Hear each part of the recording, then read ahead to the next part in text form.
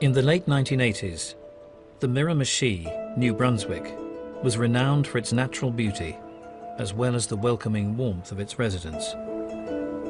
Miramichi is mostly a rural area, very friendly area. Even when we get new police officers here, they comment their arms get worn out from having to wave so often because the people are so friendly. You know, it was just an ordinary community. It had its beautiful sights. It had the famous fishing rivers known all over the world. Very quiet little town. People didn't lock their doors, and most kids went outside to play. But in October 1989, this peaceful, child-friendly community was engulfed by fear. There is no trick-or-treating in Newcastle tonight because this Halloween is like no other.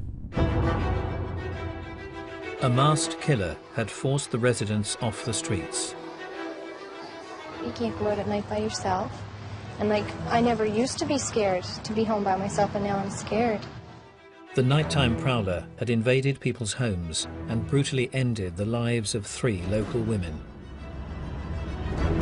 At night, people wanted to protect their family. Gun sales went way up.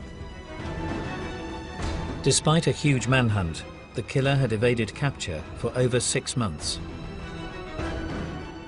The mood and the atmosphere was something that I've never seen before. He had the whole Miramichi area in total fear.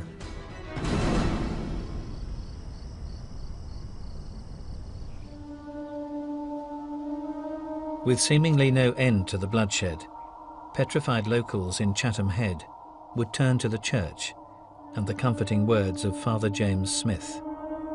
Father Smith was very well regarded in the community, very well known for his kindness. He's a Roman Catholic priest in a Roman Catholic community.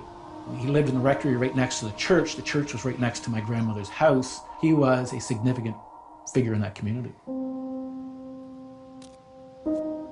However, concerns would be raised one November night when the local priest failed to show up for a prayer meeting.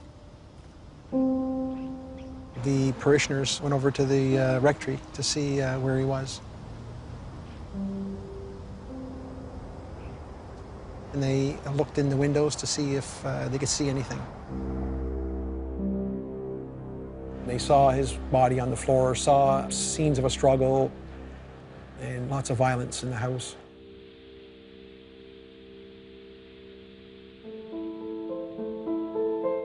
Officer Mason Johnson would be called to the scene. As he entered the rectory, the full extent of the attack was plain to see. I arrived at the scene, and he was lying there, and he was tortured. His neck was cut, his chest was cut, his jaw was broken. They found just an exceptional degree of violence, and they found Father Smith badly beaten, and he had expired.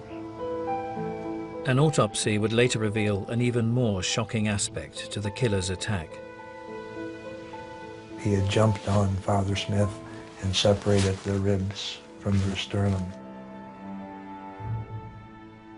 To attack a clergyman in the middle of a small community like this, and for someone to come into his home and subject him to absolute violence and torture, I think any investigator really believes that this thing has gone over the ledge, and really there's no turning back now for whoever this is responsible for this. Many of these people will barricade themselves in their homes tonight, praying for the nightmare to end. As police took on board the 4th murder to hit the Miramichi in just 6 months, the sadistic nature of the crimes left them in no doubt what they were dealing with. This person would have to be an animal. This person would have to be a person without any conscience. And one name stood out above all others, a 41-year-old prisoner on the run, local man, Allan Legere. You mentioned Allan Legere, everybody in the Miramichi knew the name Allan Legere. He was violent, and sometimes it could be utterly unpredictable. It's fair to assume that if anything bad happened, Allan Legere was part of it, or people said he was part of it.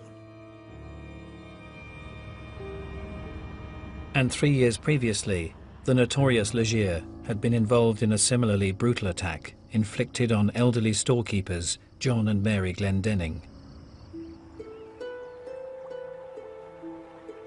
The culprits had gone into the home and beaten them as part of a robbery.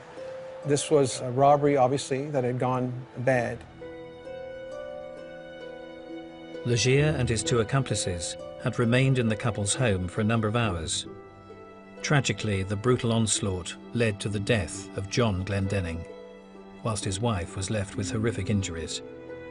If you could have seen her face and the beating that she took, I've never seen a woman display as much courage. She went through a torture and a sexual assault. She was basically on her deathbed when she was brought to the hospital. Although 3 men had been implicated, 38-year-old Allan Legere was identified as the ringleader with 2 young accomplices. These young fellows weren't known for the violence that Legere was known for. It's not the kind of thing that 18 and 19-year-olds would do. Even if they were after money, it went beyond what any kind of small-time criminal would be doing. Legere was seen as the instigator, the leader, probably the planner, an older criminal working with 2 younger criminals. Allan Legere was sentenced to life in prison. Once inside, he appeared to be willing to conform. Very quickly, Allan Legere became a model prisoner once he got inside prison. No muss, no fuss, no trouble. But despite his placid demeanor, Allan Legere was not intending to spend the rest of his days behind bars. He observed the place, but most of all, what he did was build a rapport with the guards. He was seeding the ground. He was looking for an opportunity where he could try to make a dash for it. In May 1989, Legere put his master plan into action. He took urine and he lay down and he put the urine in his left ear and his ear would get infected. So he eventually had to see a specialist. Now, to see a specialist, he knows he has to leave the institution. Prison guards would accompany the notorious killer to a hospital in Moncton. He had it all planned. He had the antenna from his television snapped off, hidden inside a cavity in his body. He had a makeshift key. He had a jacket that he was carrying to hide where his handcuffs were. He was able to loosen his feet shackles and his handcuffs, but they did look like they were still on. When Legere arrived at the hospital, he created an opportunity to separate himself from the accompanying guards. He says, I've got to use the bathroom. He could convince them to let their guard down so that they would give him just that inch of leeway. Of course, when they get in the washroom, it was only 10 seconds to take his handcuffs off. Having freed himself, Legere then extracted the television antennae from his body. He came out of the washroom, waving the TV aerial at the 2 guards like it was a weapon. They don't have guns, all they've got is a bit of tear gas and a canister. And by the time they realize what's happening, he's headed out the door and they're trying to spray the back of his head with the tear gas. It was all planned. As Legere attempted to flee the scene, he hastily made his way through the hospital car park. The first car he came to belonged to outpatient Peggy Olive. Well, it all happened so quickly because he just opened the door and pushed me over. He said he was being held for murder, and the fact that he was holding something to my throat, and I thought, this is the end of my life. And everything sort of flashed through my mind. Despite the situation, he doesn't seem to be running on adrenaline. He's running at a very calm pace. That's not what a normal person would be able to do. With Legere at the wheel, Peggy would see more than one side to the convicted killer during her terrifying ordeal. He'd be a bad guy, like threatening, and then he'd try to be the nice guy. So his personalities were changing constantly. I felt he was capable of anything. Despite her concerns, the carjacking would end without bloodshed. When he did let me go, he said, oh, and I won't harm your car either. There was a feeling, he just exuded evil. It was this terrifying feeling you had. Even now, I can recall how I felt. He gets her out of the vehicle, he takes the vehicle, he drives to a section of Moncton that he knows, he dumps the vehicle. Despite a heightened state of alert, the fugitive would vanish into thin air. As the manhunt continued, many, including Miramichi police officer Bob Bruce, were convinced he would not return to his homeland. We felt that he was so well known in this area that it would be almost like, why come back to someplace where I'm going to be arrested right away? The assumption was, what do small town hoods do when they escape from prison? They disappear. Little did we know that wasn't what was going to happen.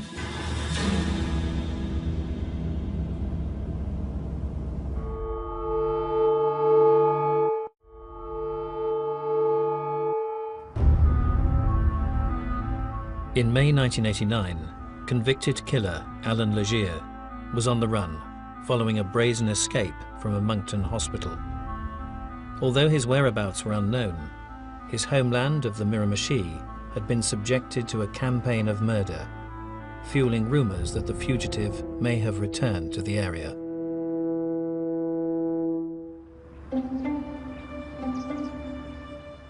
"41 years previously, in 1948, Allan Legere had been born in Chatham Head, a troubled neighborhood on the banks of the Miramichi River. You didn't bike through there, walk through there, and it was a rough area to go to. It was poor. There were homes there where it would have been very difficult to find enough to eat. It wasn't unusual for people to struggle to get enough to just keep their house warm in the winter. As a single mother, Louise Legere rented out rooms in the family house to make ends meet. One of her lodgers would father her fourth child, Allan, before skipping town. He grew up without any kind of father influence or father figure to look up to. Allan's relationship with his mother was difficult. She was someone who wasn't terribly selective with her partners, and she would bring them into the home. And the walls probably weren't terribly well insulated. You'd be fully aware of the fact that she'd brought somebody into the house. I don't think that Legere was a big fan of what his mother was doing. It was not something that he was proud of. Adolescent boys need to see their mothers as asexual. It is very, very difficult for an adolescent boy to see their mother having sex, even with their father. But when an adolescent boy sees his mother in a very sexual way, it's enormously destabilizing in their psychosexual development. As Allan Legere progressed through his early childhood, signs of inappropriate behavior would start to surface. He had to share a bedroom with his sister. And one of his, I think, strongest influences in his early life was watching his sister dress and undress. He had these sexual urges from an early age and used to watch her undress.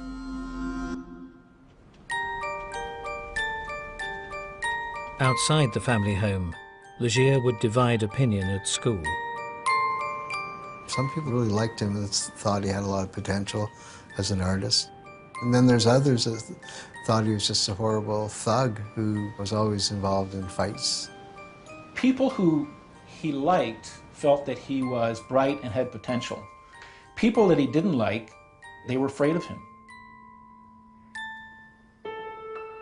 Legere's troubled childhood would ultimately be forged by a family tragedy when his elder brother was run over whilst walking over a local bridge. As his mother grieved, she would launch an extraordinary attack on her increasingly wayward younger son, Allan. His mother had just told him point blank, "I wish it was you and not your brother." Allan Legere's mother resented him. And it wasn't only his family that was growing tired of his troublesome behavior. He wouldn't have been getting a lot of positive reinforcement inside the community. I think it all just sort of weighed on him. You can see where the scars would be.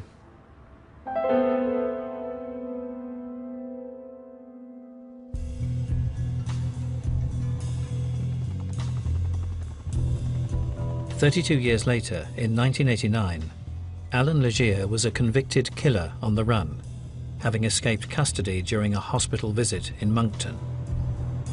As he continued to evade capture, fears were growing that the fugitive may return home to the Miramichi, intent on revenge.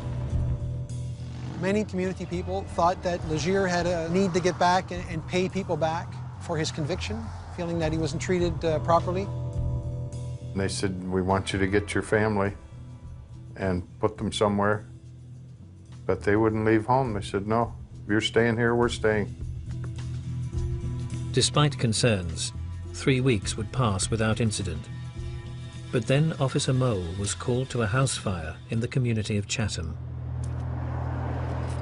So in 1989, this vacant lot, on the left-hand side, there would be a small grocery store, and on the second floor would have been Annie Flam's residence. Annie had run the local store for a number of years. Annie Flam was well known in the community. Sort of local kids would go there and buy candy at the store. She was sort of everybody's grandmother. The popular 75-year-old was known to be close to her sister-in-law, Nina, who lived in the adjoining house. Annie Flam and Nina were just pillars of the community. Everybody loved them. The house fire was devastating, but despite the ferocity of the flames, Nina Flam had managed to survive. The entire house had been destroyed by fire, and it was really a miracle that Nina herself had escaped the fire. However, the majority of her body, she was covered in 2nd and 3rd degree burns. Despite her injuries, Nina was able to reveal to police that the fire was not accidental.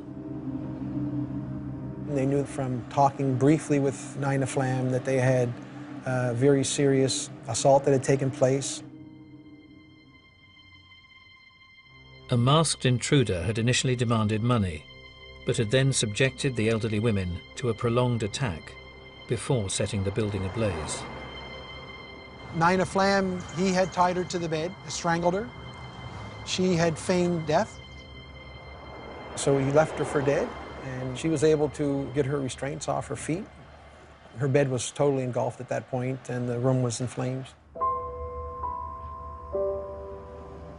As investigators headed to the burnt-out first floor, they feared the worst for Nina's sister-in-law, Annie Flam. Her remains were found in her bed with the covers tucked in.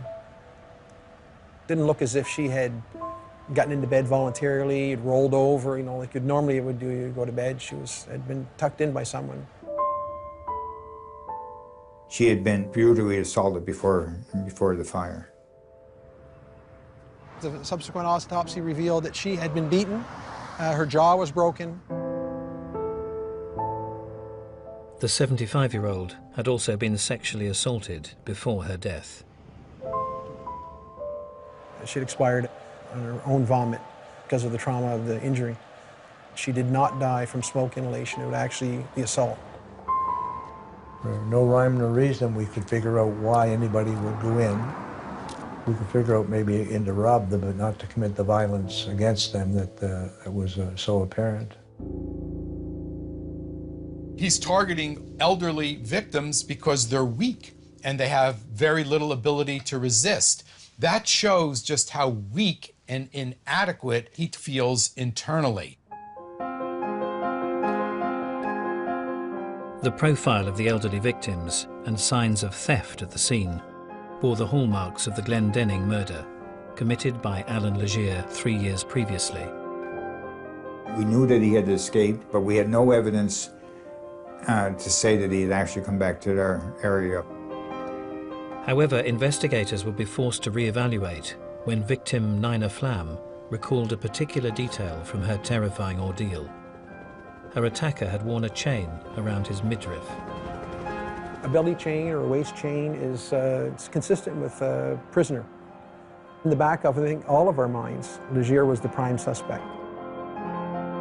But without a single sighting, authorities had little to go on. As they desperately searched for leads, they were unaware that the bloodshed in the Miramichi had only just begun.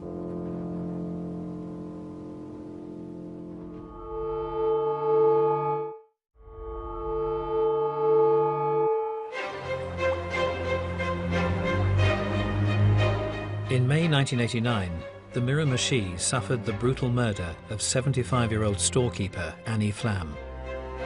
With escaped killer Allan Legere rumoured to be in the area, fears were growing that the sadistic killing may have been the start of a random revenge campaign against the local community.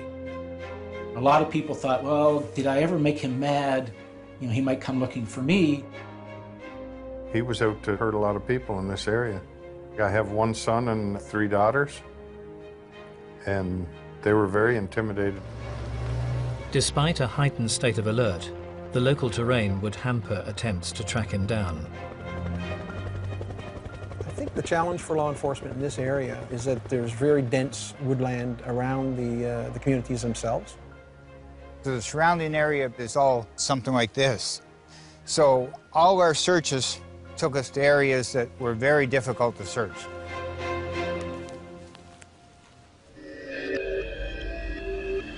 Although there were still no sightings of Legere, many believed the convicted killer was stalking the neighborhood under the cover of darkness. Part of the community sense of what Legere was that he was almost like the boogeyman. People had to be careful what they said because they never knew if he was listening or not. I could just feel Legere behind every bush. There's Legere, or just looking into the forest, you think, is he there somewhere watching like a specter, ghost? He's out there in the woods. It was along that time frame when we were also starting to get some prowler complaints. And one disturbed break-in offered up evidence that would be hard to ignore. Gentleman came home, saw someone running through his backyard. He chased him. However, he was able to escape. The next day, the owner of the home went out and found a pair of eyeglasses. We recovered them. They were prescription glasses, and they matched up to the same prescription glasses that Legere had been issued in prison.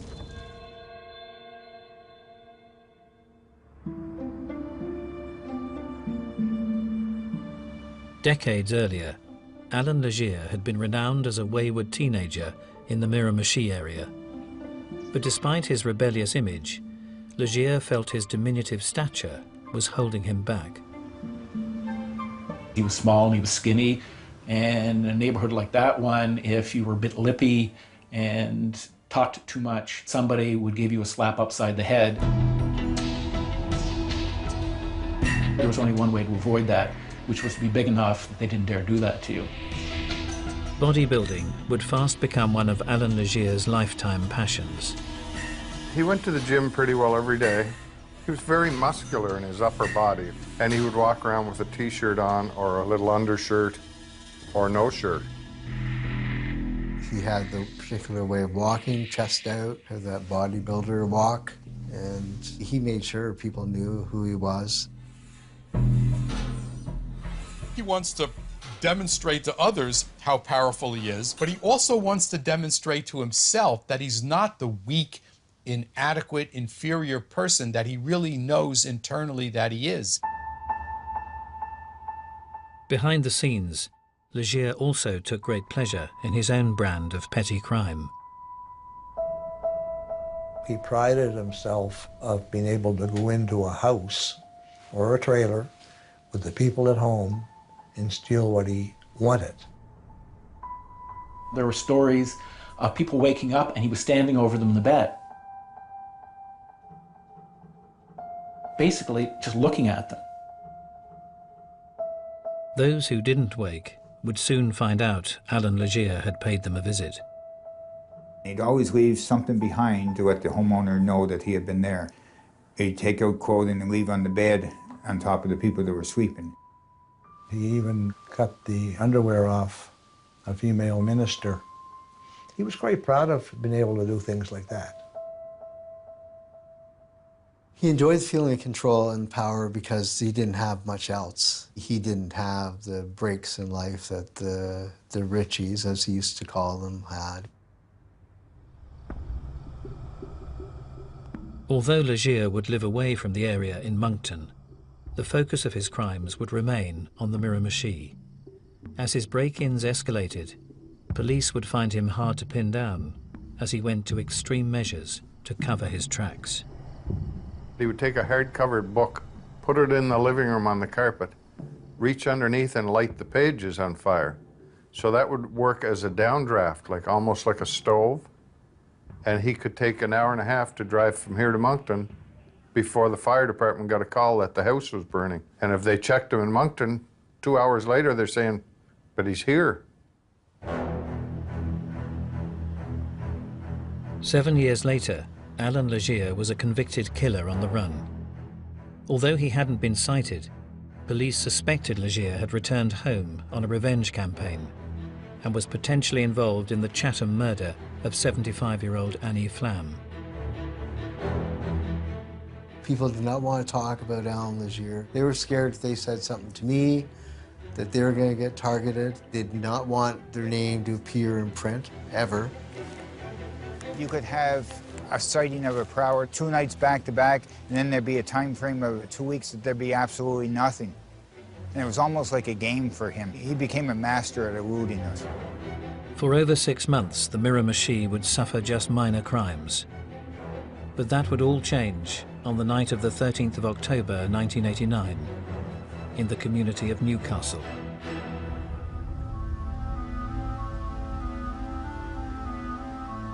Someone was walking by and saw flames coming from the home of Linda and Donna Donnie. Linda, 41, and Donna, 45, were both popular members of their close-knit community. The Donnie sisters were an unmarried pair of sisters that lived in the former town of Newcastle. Having investigated the arson attack and brutal murder carried out at the Flam residence, Officer Mole would try to remain objective as he approached the scene. They notified us that they had had a fire, that there had been casualties. You didn't want to jump straight to the fact that this is another homicide case tied to the one in Chatham. However, when the investigator entered the building, the horrific scene that lay before him left little doubt that the twisted killer had struck again. I went inside. Just the degree of violence throughout the house was just incredible. And they find one body, and then they find another body, and then they look around and they see, there's blood everywhere. The fire, police say, was deliberately set to hide evidence of a grisly double murder. The attacker had gone into the house, had brutally beaten both of those girls, had sexually assaulted them, badly, badly beaten, broken bones. The cause of death was strangulation and blunt trauma caused by severe blows to the head. I saw both Donnie's sisters, photographs. Wow, scary that somebody could do that to someone. This is the man everyone is afraid of finding on the doorstep. You just wonder, how could somebody be so aggressive and brutal to other people, way beyond what is necessary to kill the person? He wants to destroy things. He wants to destroy people. If someone had a house or an attachment to the house, destroy it.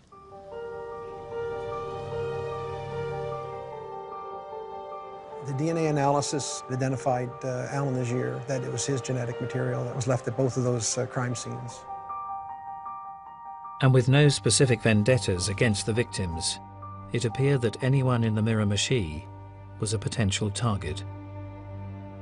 It was that moment with that report, I think, that we began the descent into what would be full-scale panic. Allan Legere is to be considered one of the most dangerous and wanted criminals in Canada. Everyone knew that Allan Legere was out hunting after dark. They were scared of prowlers, so your normal streetlights, which are pretty well on every second corner, people were actually hiring streetlights in front of their home, behind their home, so that their home would be totally illuminated in the darkness. The lights got nicknamed Legere lights after Allan Legere. I used to put sticks in my windows, so you had to break glass to get in my house. A couple of times police officers showed up on my lawn with dogs, and they said the dog trailed them right to my back door. A massive manhunt would focus its search at night, but Legere's knowledge of the area made him an elusive adversary. These wooded areas were sort of like Allan Legere's playground. He was very familiar with them. This is the areas where he grew up in. We would come to a fence like this where we would have to climb over it. He always seemed to know where the holes were in the fence line so he could go through it. On a rare occasion, when Officer Bruce came close to capturing the fugitive, he discovered they were dealing with an armed assailant. It was one of the darkest nights I can ever remember working. It was pitch black, and we were actually at a run down these tracks. We must have got fairly close because we heard a gunshot and at the same time saw a muzzle flash. And we immediately dove off this track bed into the ditches on both sides of it to avoid being shot at. After the first shot was fired, it was just duck and continue running. The second one was duck and don't get back up because we could not see anything to hit, to even shoot at. It was like we were chasing a ghost. It was like he could see us somehow and we couldn't see him. As the killer disappeared into the night, many felt he was in complete control. I think there was a sense in the community that Allan Legere was rubbing his hands in glee, that he had us where he wanted us. As the search continued, those who had lived alongside Legere in his adult years would recall more than one side to the former Miramichi resident. He had a personality that seemed to draw people in. I've talked to many, many people over the years that met him and say, my God, was he ever nice. He helped with the dishes, and he was just the nicest guy in the world. He was a little bit dangerous, a little bit exciting. He married, he had kids. It looked like he was going to somehow find his way into sort of at least the lower middle class. And yet he couldn't seem to hold that together. He wanted to be perceived as someone strong and powerful and competent. And he tried to even convince himself of that. But his feelings of inferiority were just too overpowering for him. And so he constantly tried to compensate. Increasingly out of work, Allan Legere would look to make his mark in other ways. I think if you're a reasonably bright person who's stuck on the wrong side of the tracks and you're looking for a way to sort of right that wrong, if you become known as fearsome, that gives you the right to swagger into a room. And I think Allan Legere desperately wanted it, and he'd found an avenue that allowed him to become the person inside the community that he felt he always should have been. He definitely wanted the community to know who he was. He had very piercing eyes. And when he talked to you, he liked to get right up close, which would intimidate you into stepping back a step.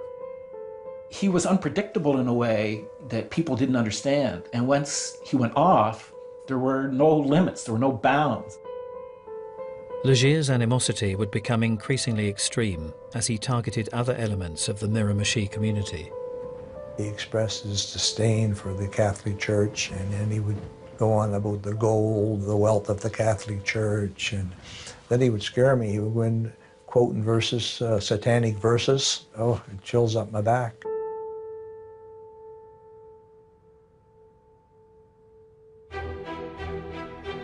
Three years later, in December 1989, Father James Smith would become the fourth victim of a sadistic killing spree.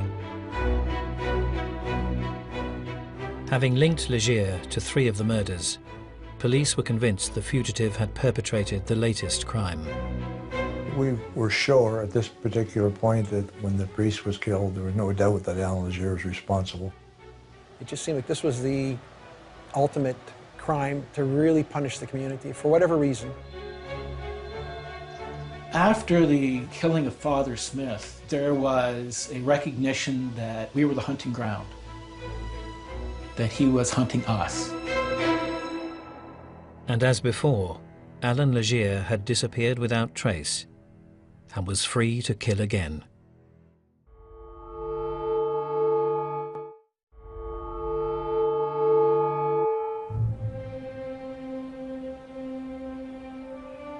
In 1989, escaped fugitive Allan Legere was the prime suspect in the murders of 4 Miramichi residents. Having evaded capture for more than 6 months, the elusive killer had just fled the scene of Father Smith's murder and was known to have boarded a train to Quebec when it was searched by police. The police did walk up to him, and they were told to look for a tattoo of an eagle on one of the shoulders. They asked him if he would mind rolling up his sleeve.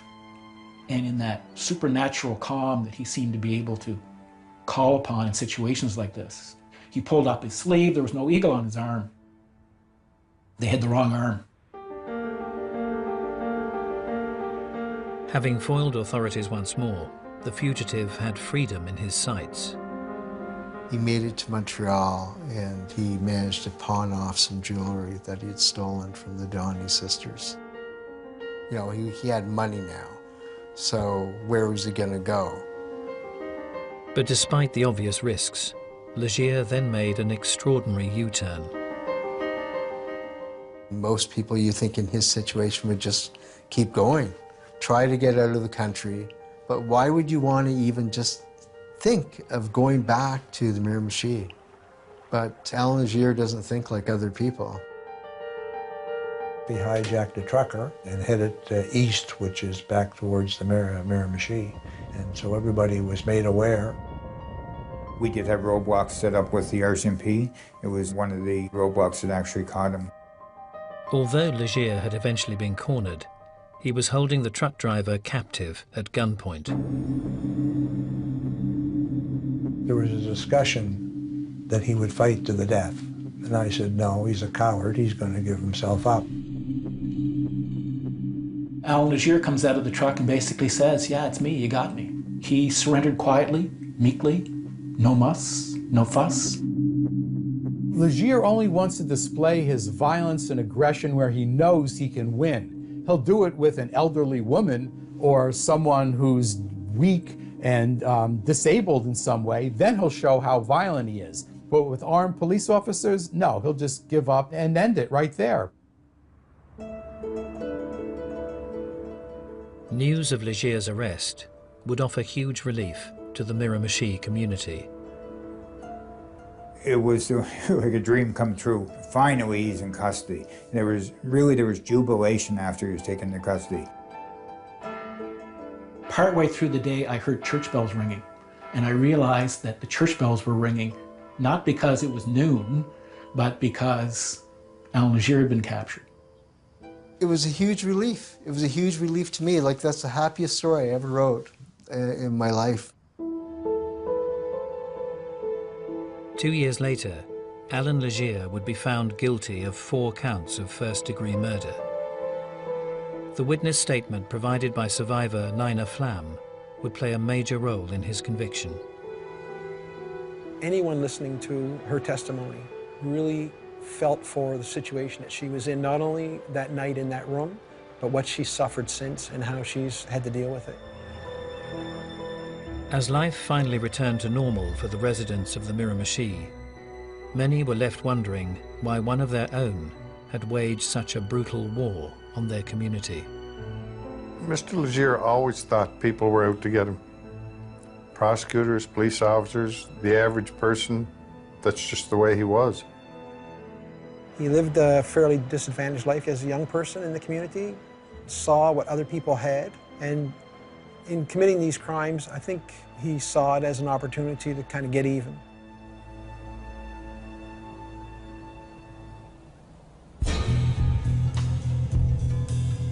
But was it just Allan Legere's challenged upbringing that sparked his murderous campaign? Or was he born to kill? Allan Legere was born a psychopath. I think it's a mental disorder he was born with, and he doesn't have any conscience. Now, if we do something wrong, we've got a conscience. But Allan Legere showed no caring and no remorse. I wouldn't say he was necessarily a born killer, but he certainly had these predispositions, and they emerged. And he just felt so weak inside that he just was living his whole life to compensate for it and to let people think that he was something other than what he really is. Lots of people grow up with hard knocks in their lives, and people go through horrible things when they're young, but they don't go out and kill people. So he had to have it in him from birth to kill, because how else would you explain it?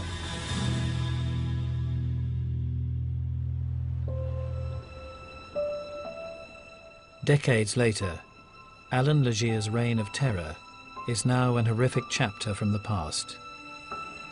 But the community of the Miramichi is yet to erase this brutal killer from its memory. Obviously, the family members that were victims, the relatives, the community itself is scarred. A lot of turmoil, and they'll never forget. But as a community, we will survive and hopefully be better from it. Allan Legere makes news every time his name is mentioned. He still frightens people. It's raw. They are convinced, decades after he did it the first time, that if he gets out, he would do it again. And those who knew him well are convinced that the convicted killer has only one thing on his mind. He called me from the pen. He wanted to speak to me. He wanted his television back. So I said, has that television been searched the way it should have been? Well, we think so. I said, well, you better search it again, because there's a reason he wants his TV back. So they looked into the TV again, and they found a couple more handcuff keys. He started then planning his next escape.